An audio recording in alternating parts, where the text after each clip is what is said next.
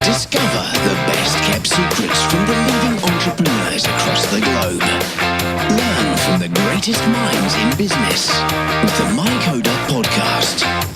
Here's your host, Sam Payne.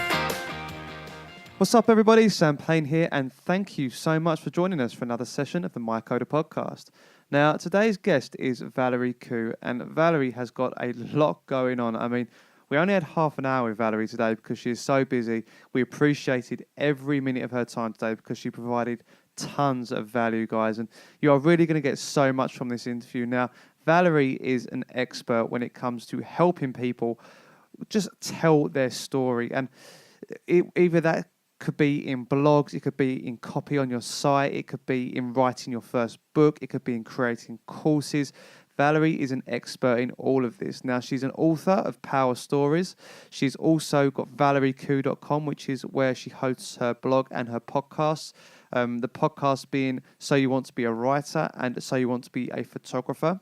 And then she also is the CEO and founder of Australian Writers Centre, which has been running for about 11 years now. And she's doing some incredible work with that, guys, helping people all over the world with online and offline courses, just tell their stories and helping them be the best possible writers they can.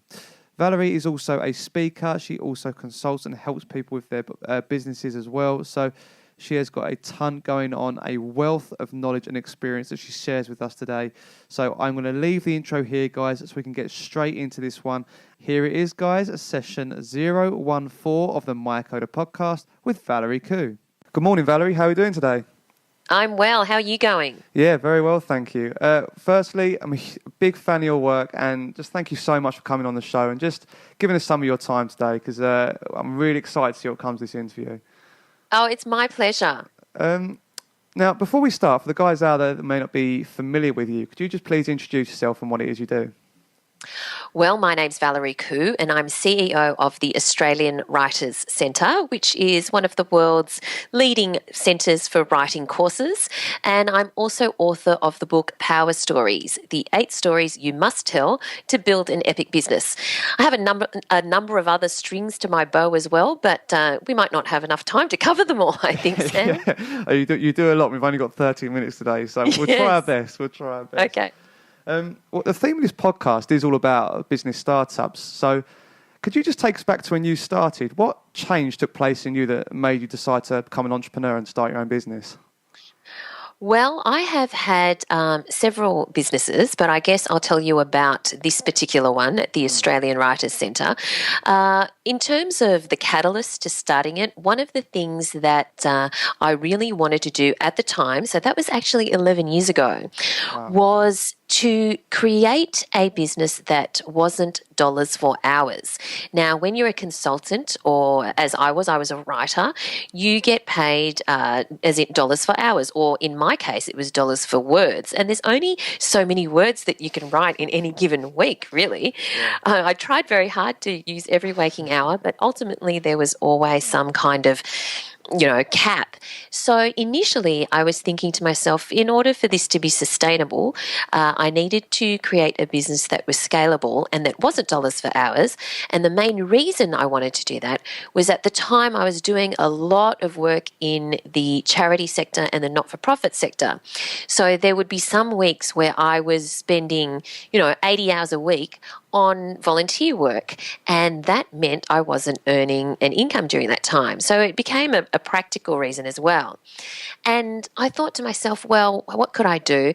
And I realized that I needed to combine my passions with my technical skill. And my passions were about helping people. And they are about helping people, in particular, change their lives or do the things that they once thought impossible and help them realize that it was possible. And at the time, my technical skill was writing. So I knew how I could help them achieve their writing dreams or change their lives in relation to something to do with writing. And that's really how the Australian Writers Centre was born. But it's since morphed into something a little bit more than that. I started to see the change in people's lives, and it wasn't just they were learning where to put commas and full stops. They really made profound, massive changes in their lives, and really started to do things that they really did think were impossible. So I really realised that it became a lot bigger than just helping people with their writing skills. Well, I mean, the Australian Writers' Centre and your book are both huge successes, but was your entrepreneurial journey always a smooth one, or were there some major lows as well as the highs? I mean... It wasn't a smooth one. There were definitely. It's a roller coaster. It's always a roller coaster, and there are definitely highs and there are definitely lows. And I think, though, I was quite lucky in that I always knew that it was going to be cyclical, and I always knew it was going to be a roller coaster. So even when I was in a low, I kind of knew, well, this is temporary, and it's going to, go back up again. So fortunately, I had that philosophy, so I didn't get too upset when it was low. Yeah, no, I mean, because I'm helping quite a lot of guys out at the minute in the startup phase of their business, and all they're doing is, all they want to do is chase money. They're just trying to get money as quickly as possible, and it's so hard to explain to them that actually you've got to put in a lot of work before money comes. I mean, was that always the case for you when you first started out? In a sense, yes, but also I put in really good structures in place from the beginning. So it was a combination of, I agree 100% that I believe you should do what you love and the money will follow. But I also think you need to be smart about structuring things in an appropriate way so that you measure your cash flow, you put some strategies in place so that you aren't going to, be in a period where you're not going to be earning an income for an extended period, or you do some short-term things to fill in the gaps. So I do think it's a combination of some smart frameworks, but also making sure that you're doing the thing that really fuels you and not just looking for the dollars. Yeah, no, that's great advice. And because I suppose if you're doing something you're not happy with and you've got to hustle on side projects that you're not passionate about, you just become so deflated, wouldn't you, over time? It just wouldn't even work out. I mean, That's right. You work with entrepreneurs a lot. So what are the sort of biggest struggles you're seeing these guys having at the minute? Clarity in what their vision is, or clarity even in what it is that they really want to do in their business. So it's quite surprising sometimes when you talk to people, and sometimes it's just a messaging thing. They don't know how to articulate what it is, but sometimes that you can tell that in their heart they don't believe in their business, or they don't believe in what they're doing for their business. So, but that doesn't mean that business is not right for them. I think sometimes it's just that they don't have clarity into the bit of the business that excites them the most. So I think that's one aspect, definitely, yeah. Yeah, and I mean, but we will come back to the work you're doing with entrepreneurs and with the Australian Writers' Centre, but I'd like to talk about your book as well, Power Stories, for a minute. I mean, firstly, I heard so many good things about this book, and I've literally just ordered it the other day, so I'm looking forward to that, coming through and reading that. But what inspired you to write a book? I think I am passionate about a couple of things. Number one, it should be obvious that I'm passionate about storytelling, and that's why I run the Australian Writers' Centre. So I've always been interested in storytelling and writing forever, basically. So that's been one of my key passions in life. But also I am equally passionate, interestingly, about the world of small business.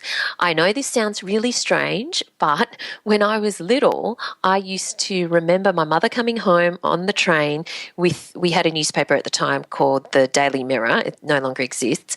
But I remember that even when I was 8 years old, I would turn to page 13, which the kids page, it was a kids page. It had puzzles and, quizzes and stuff.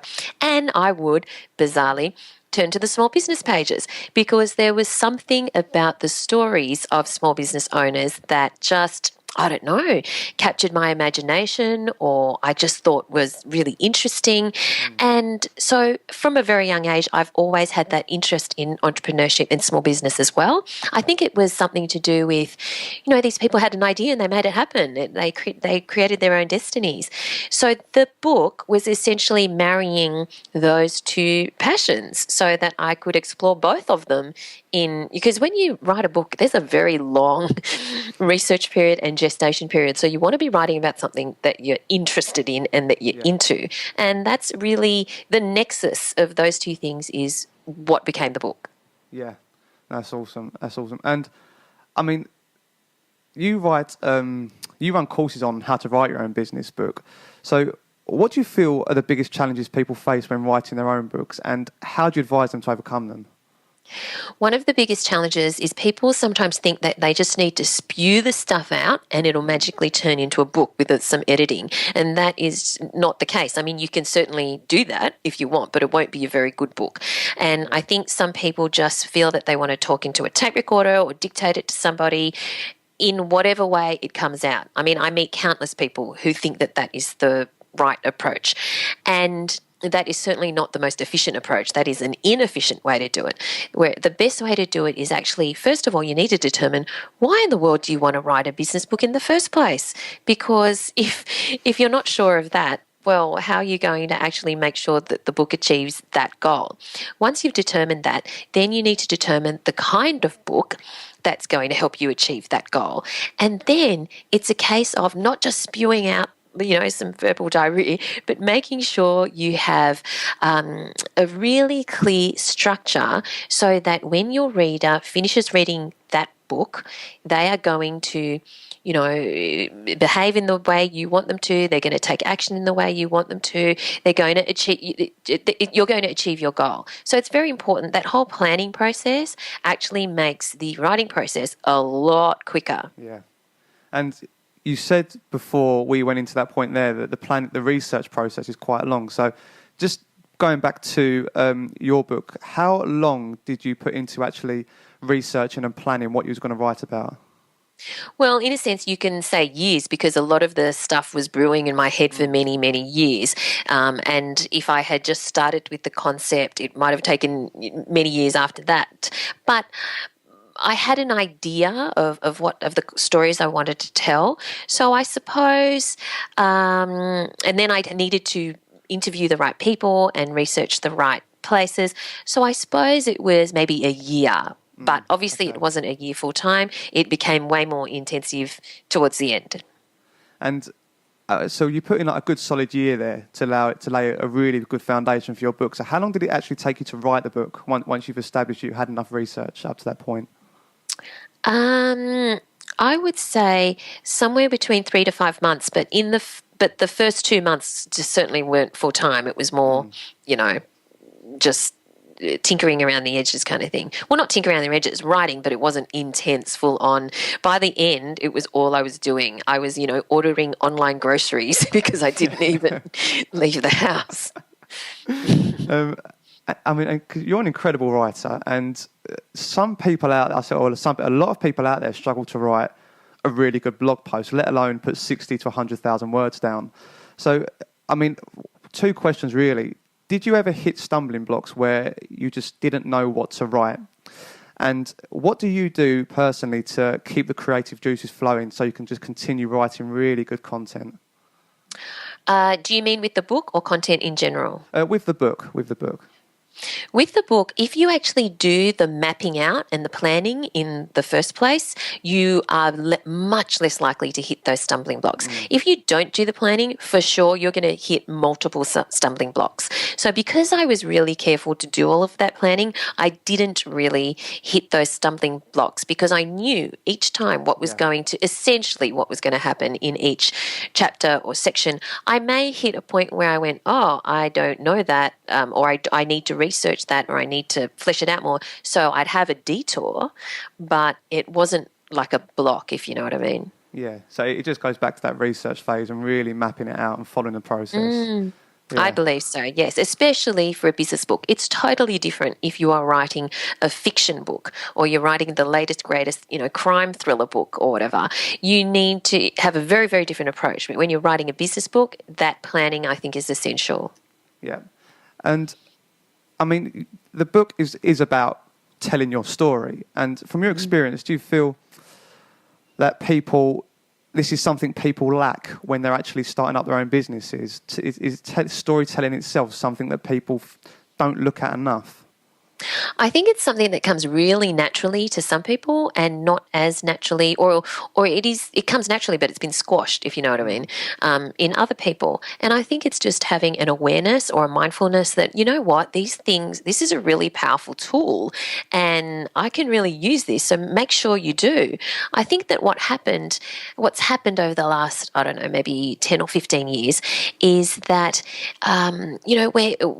we're in a world where there's so much data, and it's so exciting now that we have the technology to analyze that data, to make every single infographic under the sun, to make pie charts, to make graphs, to make all of these things, that we can get excited that we can manipulate the data and do all these things to that data, that we forget to actually tell the story behind the data.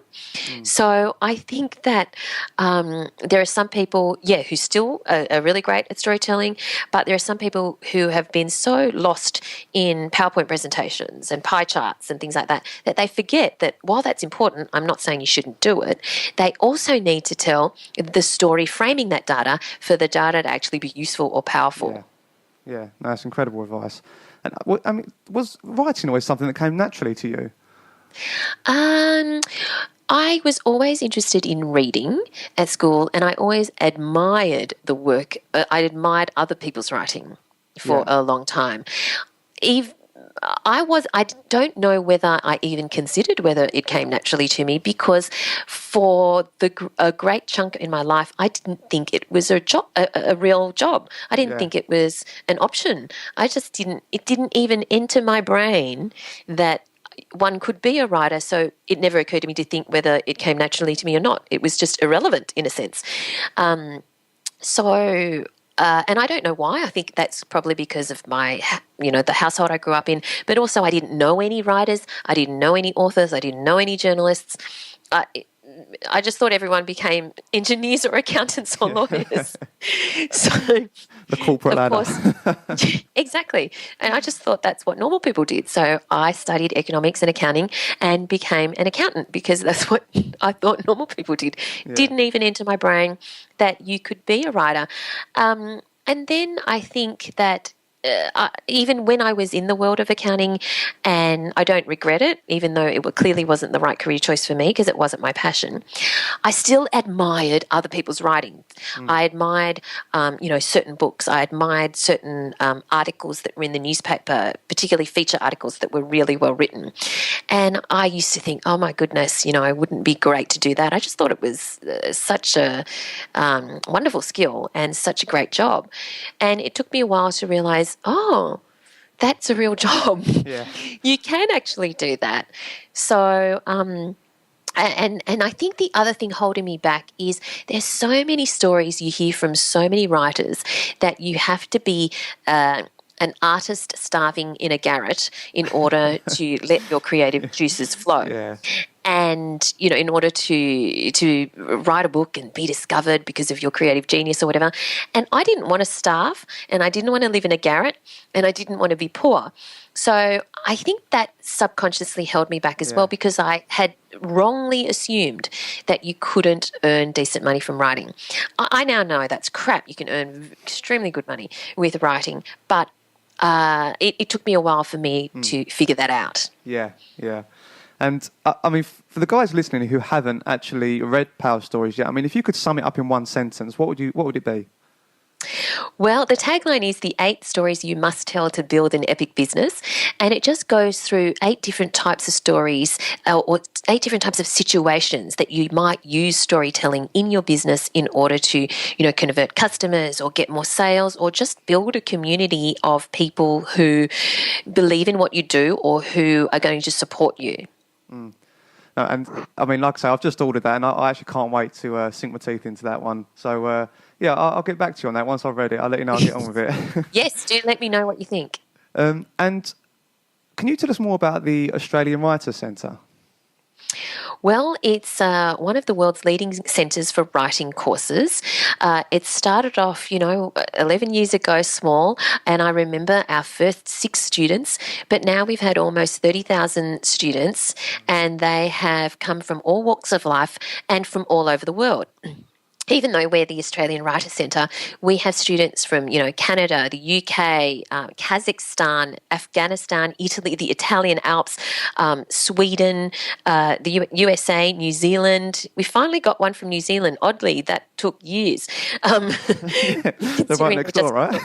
Yeah, Singapore, Hong Kong, everywhere. So it's great to have students from all over the world because, of course, the English-speaking world, because obviously the principles of writing are essentially the same all around the world, and the way you write, books, and the way you communicate in terms of business writing is the same generally all around the English-speaking world. So it's a wonderful community of people who have come together, and essentially they first come together because they want to improve their writing skill. And we definitely deliver on that, and they definitely leave with much higher level of writing skill than they first come in with. But a lot of people stay because of the community. They find that they've met and they can connect with a group of like-minded people who are interested in similar things. Now, not everyone is interested in the same kind of writing. So we've got people who are interested in crime writing, or people who are interested in building their author platform, or people who are interested in copywriting. And you can connect and cluster with your tribe, mini tribe within a tribe, so to speak. So that's the reality of it. And I will admit that when I first started the Australian Writers Centre, I didn't even realise that was going to be a key part of it. It wasn't part of my overall strategy. It's something that I noticed happen over time, and it's something that we've certainly fostered because it's great for these people to connect with each other and with us, of course, because when they have a question about something, we're there to answer it. Absolutely. And I mean, as you've scaled this business, have you found that you've had to adapt, how have you adapted? Because when it comes to dealing with people from so many different cultures, I mean, just in terms of language, culture, there's so many differences. How have you found that? Well, fortunately, we do mainly deal with people in the English-speaking world. So there is that level of, common level. And everyone has the same interest, obviously, in writing. Yeah. It's interesting because the first time I got people, from Spain and people where English wasn't their first language. It's very easy to deal with people where English is their first language. So when we first started dealing with people where English wasn't their first language, especially in the world of fiction writing, I started thinking, is this going to work? Is this, whatever? Yeah. But it has worked surprisingly well because those people also have a real they've chosen to do a course in English and they have a real passion for learning it in English, interestingly enough. So it's actually worked really well. Yeah. Oh, good. And I mean, you run online courses as well as offline courses. So is there a reason you decided to do this and didn't just stick with one over the other? We started off with classroom courses. Our first classroom course was in Sydney. It had 6 people. But in about a year, because basically what happened was we started getting so many inquiries from people from all over Australia, and some people who would actually fly in to do our courses, but that's not practical for everyone. And I realised, we needed to take these courses online and make sure that they were available to people in remote areas of Australia, ultimately people from all over the world enrolled. But we needed to the challenge for us was going to be we need to make it as interesting and dynamic and inclusive as if you are doing a course sitting right here in front of me, in our classroom. So we worked really, really hard on creating that environment and making sure – what we don't do is kind of stick a video at a camera at the front of the room and video it and say, here's your online course. We really tailored every single thing to be ideal for the online learning experience and made sure that, people were going to love it just as much as the classroom courses, which fortunately they did, and they've been very successful. Yeah, good. Well, I want to go into that point a little bit more as well because there's so many people out there trying to develop their own online courses. Yeah. So there's loads, right? They're popping up everywhere. But I mean, firstly, do you feel that you can truly deliver the same experience online as if you could if you was in person teaching? Yes, it's a different experience, but it's the same. The outcomes are the same and the quality is the same. So it's not the same experience. It is a different experience, but you definitely want them to feel just as satisfied or excited or happy as, as if they had attended in person. And you got to work really hard at that. And I mean, for the guys out there that are developing their courses now, can you give them any tips or pointers on how they can create that really authentic experience for their users? I think it's actually taking a step back before even doing that, which I think is not as hard. People need to feel like they're getting value from the course itself, because these days you can create great community. When I first started, there wasn't Facebook groups and things like that, right? These days you can create great community with Facebook groups and other types of platforms like that. But before you even bother to do that, you need to make sure you are creating value for them in the actual course content. And I do a lot of research, and I do a lot of online courses as part of that research to see where people are at and the kinds of things they are delivering.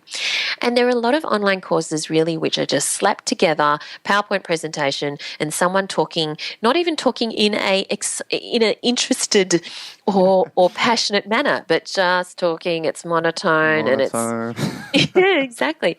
So I think the course content itself needs to over-deliver on value. It needs to be comprehensive. It needs to be really, really well-structured. And like I said, not just slap together some PowerPoint in the stream of consciousness that you thought was appropriate. You need to really think it through, make sure that there's a lot of flesh in the material, but not just in your PowerPoint, and PowerPoint may not be the appropriate form of delivery. It just depends on the course, obviously, but also in providing people with options. Maybe you have the PowerPoint. Maybe you also have the MP3. Maybe you have some written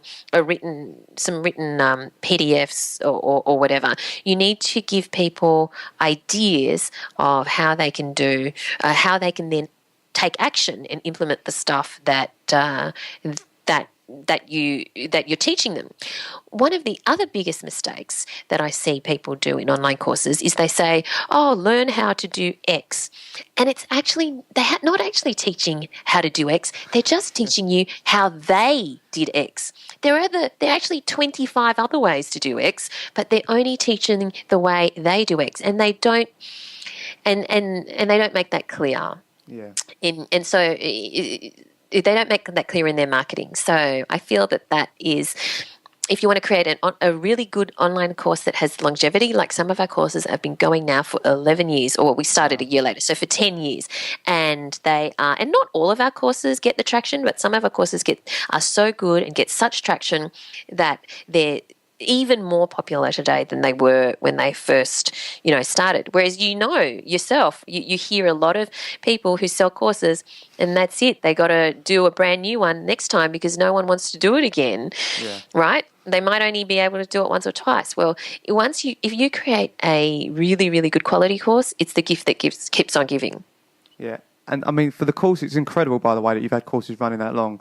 And have you found that you've had to adapt to the times as they're changing over the 10 years and add new content to these courses? I mean, and secondly, how did you recognise what this was? Was it just as simple as speaking to the guys that are on these courses and getting feedback?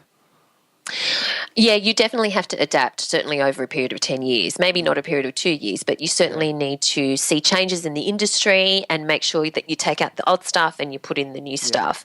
And a lot of, I think that's vital in order to stay current. And we do that simply by knowing, because we may have a process of review every, 18 months or 2 years, and to make sure we actually see, is that still relevant now? There are certain sections of the course that we know that is classic, it's universal, it's never going to change because it's like, saying the sky is blue kind of thing. So that's okay. But there are certain aspects that we definitely have to review, yes. Brilliant. And we're running out of time already. This has flown by, this interview. But we're going to wrap it up with a couple more questions. Firstly, I want to touch on your speaking as well, because that's another string to your bow. You do keynote speaking, right? Which is another thing a lot of entrepreneurs want to do. Firstly, was it always something you wanted to do? I think it was something that I thought, you know what, I want to try that and see whether that's hard or easy or fun or not fun. So it wasn't a burning passion. It was just something I wanted to try and see whether I was any good at it. And for the guys that are out there that want to get into this, what was that process like for you, actually going from the idea of giving it a go to getting onto the stage? Initially, because I speak, the vast majority of my speaking gigs are paid keynotes. So, but it wasn't always that way. When you first start, you've had no experience, you've never done a keynote before, you need to practice. So in my first year, I sought out speaking gigs, which I would do for free, just so that I could have an audience and just so I could practice. And what that did was showed me, the areas that I was strong in, the areas that I was weak in. And the single best thing that I did, which transformed the way I spoke and the kind of jobs I got, was I got a presentations coach, so a speaking coach, or whatever it is that you want to call it. I think she calls herself a presentations coach. And I encourage people to do that because you don't know what you don't know. Yeah. And you might think that you are a good speaker, and you probably are, but you probably don't even know a fraction of the things that you could know if you went to a professional. So definitely the best investment I ever made was to get a presentations coach. And I was shocked, absolutely shocked at what I was able to learn from her. Yeah. I love that. You don't know what you don't know. I love that. No, you don't. Absolutely not. And we've got to wrap it up here. I mean, we're right at the end of the interview now, which it's just flown by, like I said. So if you had to give one piece of advice, one piece of parting wisdom to the listeners out there, what would it be and why? I very much have a mantra: do what you love and the money will follow. And I have thought that for a long, long time, for decades, and I truly believe it. I think that when you do pursue what you love, you will be passionate about it and you will become good at it, because you will spend more hours on it and time on it and improving yourself in it because you just love it. It doesn't seem like work. And when it doesn't seem like work, you will just get better and better and better at it. And when you get better at it, you reach a certain level of mastery, the money will follow. Yeah. And that's not to say that you don't have to do some, dreggy stuff from time to time, or some, admin and stuff. That's life. But as an overarching theme, I definitely think do what you love and the money will follow. No, I think that's brilliant advice. Thank you. And lastly, before we wrap it up, Valerie, where can people find you online and how can they get in touch with you? Well, if they want to check out the Australian Writers Centre, it's at writerscentre.com.au. My personal blog where I tinker around is valeriekhoo.com. That's KHOO. And they're the main sites. And you can typically go there and find all the rest of the stuff. But, awesome. Yes, I forgot to mention, there's also, I also have a couple of podcasts. One is called So You Want to Be a Writer. So just search for So You Want to Be a Writer on iTunes. And because I dabble in photography and also have a sideline photography business, there's also a podcast called So You Want to Be a Photographer, which you can find on iTunes as well. I actually had questions about your podcast down as to get through, but I think we need about 2 hours to actually talk about everything you've done, Valerie. I mean, you've got so much going on. But no, thank you so much for coming on today. Yeah, thank you so much for coming on. It was a brilliant interview, and just good luck with everything you're doing. And yeah, it's just, I love your work, so thank you so much. Thank you, Sam. You're most welcome. Okay, and there it is, guys. Another incredible interview there. And thank you so much, Valerie, for coming on the show and just sharing with us your knowledge and wisdom and helping so much. You delivered so many golden nuggets there. And guys, these are hot topics that I know people are struggling with today. Copy, blog posts, books, courses, they're all things that a lot of aspiring entrepreneurs and guys that are just starting out today are really struggling with. So I cannot recommend enough utilising what Valerie's gone through today in the interview. And secondly, guys, get hold of Valerie. She's so friendly, super approachable, and more than happy to help. So please hit her up on the contact details below in the show notes, and definitely check out her story. Definitely check out her book, Power Stories, and also her podcast on valeriekhoo.com and the Australian Writers Centre as well. And guys, that is it. Again, another amazing show there. And let's And you've been with us now for 14 weeks, which is, we are getting into a lot of very good content now. We've put a lot of stuff out there which should be helping you guys develop and grow your businesses. But I'd actually like to know how this is helping you. So if you could hit us up on the email, let us know. Give us a little backstory. We've talked about stories there. Tell us your story. Let us know what you're struggling with. Let us know how these interviews are helping you. And if you want any more help, guys, hit us up. And I'm not talking about me taking money from you here, okay? If you want to pay me for consultancy, by all means, I'm here for you and I'll give you as much time as you want. But also, I'm all about giving tons of free, useful content. And if you just want to send an email, just ask a couple of questions or set up a strategy session where we can just have a free hour with each other and go through what's going on and how you can move forward, we are more than happy to do that for you guys. So there's a link for the strategy sessions in the show notes below. Please hit us up on that, guys. We have done some amazing work with people already, and they're moving forward and really making some effective changes with their business just from 1 free hour with us. And guys, this isn't a pitch by any means. We don't really upsell in that strategy session. We just want to make sure you're on the right track, or if you're not, we put you on the right track and point you in the right direction to make sure you can make your business succeed. Excuse me. And that is it, guys. So again, another amazing show. Last point, a very last point. As always, hit us up on iTunes, subscribe, rate and review this, and just share the love, my friends. Get it out there. Get it out to your following. Share it with your network of people, because if it's helped you, you know it's going to help someone else. And that is it, guys. Thank you so much for listening in today. I hope you have an amazing week, and we will see you next time on the MyCoda podcast.